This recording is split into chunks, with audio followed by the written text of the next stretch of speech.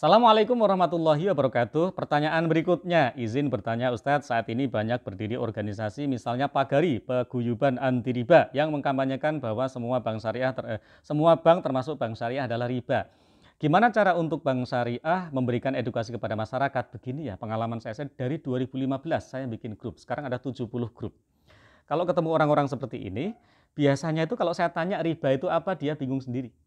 Riba itu apa sih? Dia bingung sendiri. Insya Allah dia nggak tahu riba itu apa secara valid pakai rujukan kitab ya, baik kitab klasik maupun kontemporer. Biasanya nggak bisa. Ya, kalau udah begitu, insya Allah ya argumen mereka itu nol. Tong kosong bunyinya nyaring gitu ya. Ini mohon maaf nih, ini pengalaman saya dari 2015 sampai sekarang. Saya punya 70 grup, kemudian sosmed-sosmed yang lain. Biasanya tuh saya awali dari pertanyaan yang sederhana. Riba itu apa? Kok nggak paham? Berarti apa yang disampaikan itu insya Allah tentang muamalah itu, menuduh ada riba, insya Allah nggak paham. Ketika saya tanya, pernah baca SOP Bank Syariah nggak? Nggak pernah, insya Allah tuduhannya nggak beralasan. Lah gimana bisa beralasan membaca SOP-nya Bank Syariah, saya nggak pernah kok menuduh Bank Syariah itu riba. Kan yang menentukan riba atau tidaknya itu bermula dari SOP. Setelah SOP-nya ketahuan, riba atau tidaknya dicocokin dengan fatwa nanti. Cocok nggak dengan fatwa? Kalau cocok berarti jangan disebut itu riba. Kalau nggak cocok boleh disebut itu riba. Ya, kalau nggak cocok berarti DPS-nya yang harus dikasih tahu. Kasih tahu dong DPS-nya bahwa SOP bagian ini salah misalnya. Nah, kalau SOP-nya sudah benar, sudah sesuai fatwa, itu pun dengan syarat Anda yang para kritikus ini ya sudah baca SOP-nya, udah pernah baca SOP, sudah baca fatwa, udah nanya kepada yang bikin fatwa, apakah benar maksudnya seperti ini? Kalau saya biasa nanya ke yang bikin fatwa. Nah, kalau ternyata konsepnya sudah sesuai syariah, kok praktisinya itu bandel, tidak sesuai SOP. Nah, itu berarti bankir syariahnya yang tidak sesuai syariah, bukan bank syariahnya. Meskipun nanti bankir syariah yang bandel itu merusak citra bank syariah ya, tetapi kalau bisa dibilang agama Islam itu agama bener ya, terus pemeluk agama Islamnya nggak mau sholat. Nah, berarti itu bukan agama Islam terus berubah status menjadi agama nggak bener, tapi praktisi Islamnya yang ninggalin sholat itulah yang nggak bener. Nah, kalau Anda melihat, buat kritikus ya, kalau Anda melihat ternyata ada kemungkaran di praktisi bank syariah tidak taat SOP, ya Anda benerin dong, Anda kasih tahu. Nah, kalau untuk menghadapi ini buat penanya nih, kalau untuk menghadapi paguyuban anti riba atau ya, banyak kok itu teman-teman yang anti riba, riba krisis center dan masyarakat tanpa riba dan lain-lain, yang harus dilakukan adalah ya pahami fikih muamalah. Pahami fikih muamalah, kemudian jangan bikin indikator yang aneh-aneh terhadap transaksi itu sesuai syariah atau tidak. Biasanya seperti itu. Kritikus itu bikin tolok ukur yang aneh-aneh. Aneh-aneh itu tidak sesuai syariat Islam. Oh, kalau nggak riba itu sebegini. Oh, kalau pakai wakalah itu berarti riba. Oh, kalau misalnya bank syariah membiayai 80% itu riba juga keuntungannya. Nah, ini berarti dia belum sempat membaca fikih muamalah. Apalagi fikih muamalah ini sangat luas sekali perbedaan pendapat. Ada banyak ya. Cicil emas saja ada 5 beda pendapat.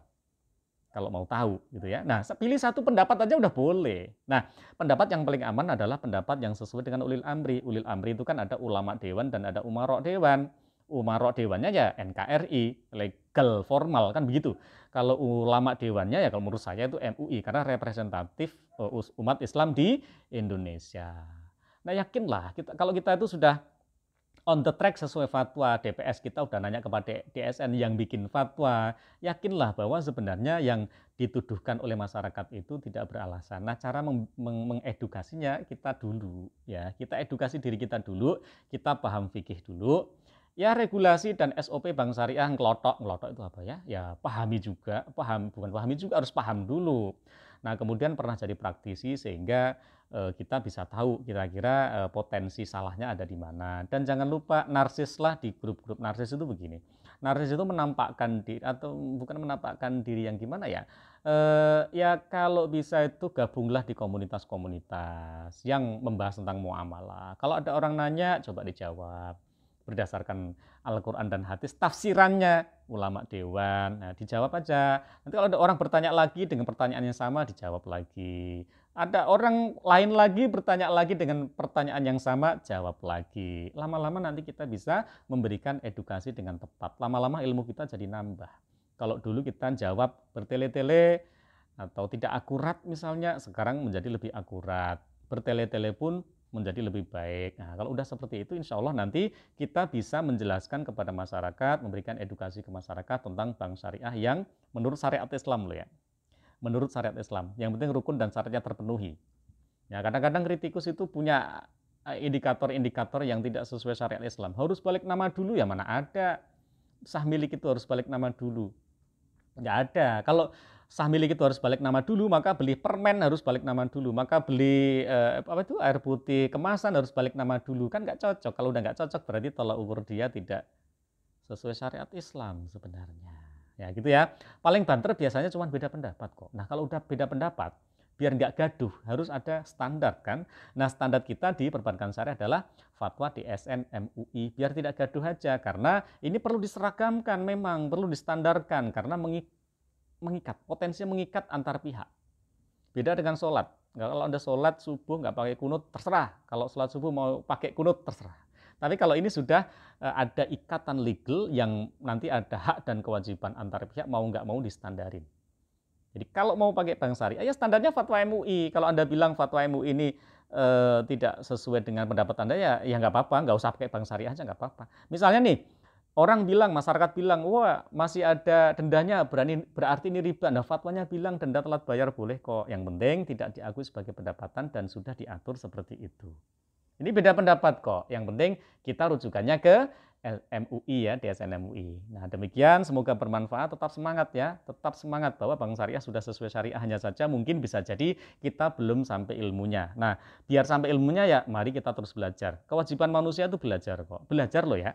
Nah kewajiban orang yang tahu itu mengajar ya. Wallahul muwaffiq ila aqwamit thoriq. Assalamualaikum warahmatullahi wabarakatuh.